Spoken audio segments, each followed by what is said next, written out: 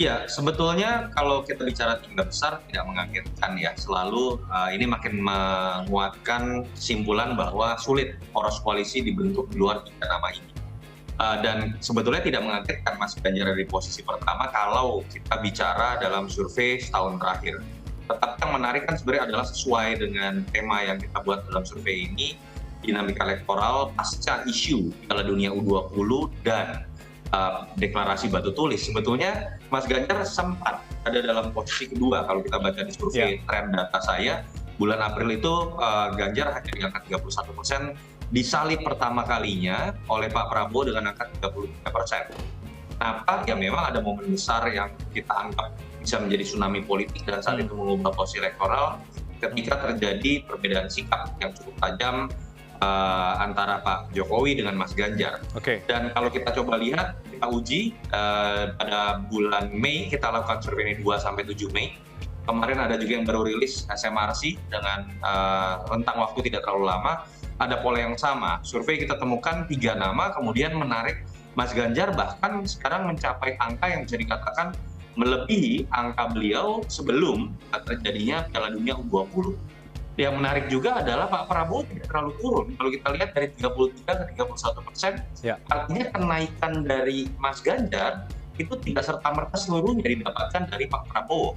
Yang menarik juga adalah temuan ketiga bahwa Mas Anies ini konsisten turun, baik dalam momen Piala Dunia U20 ataupun terkait dengan pasca deklarasi dari batu tulis. Tapi kalau mau pertanyaannya adalah apa momen yang bisa membuat Ganjar rebound, tentu saja menurut saya adalah momen deklarasi batu tulis, tetapi bisa diturunkan maknanya. Pertama, soliditas PDI Perjuangan, diikuti oleh masuknya partai P3 dalam mendeklarasikan Ganjar.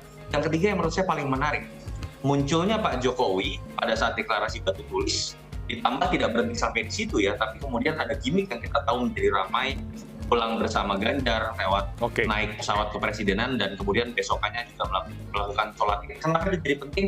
Menurut saya itu punya makna.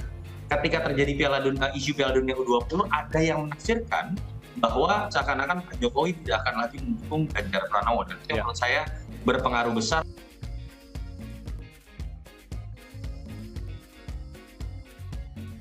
Sebetulnya survei ini tidak bisa membaca relawan arahnya kemana ya, tetapi membaca pemilih Jokowi kemana bisa.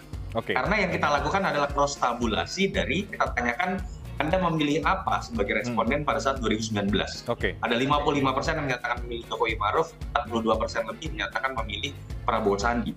Lalu kita kemudian cross tabulasi dengan pilihan mereka terhadap 3 nama dalam simulasi 3 nama Ganjar, Prabowo, dan Anies. Ada data yang menarik. Terlepas nanti Pak Jokowi akan mengumumkan atau tidak, akan condong kemana, musrah nanti hasilnya akan seperti apa.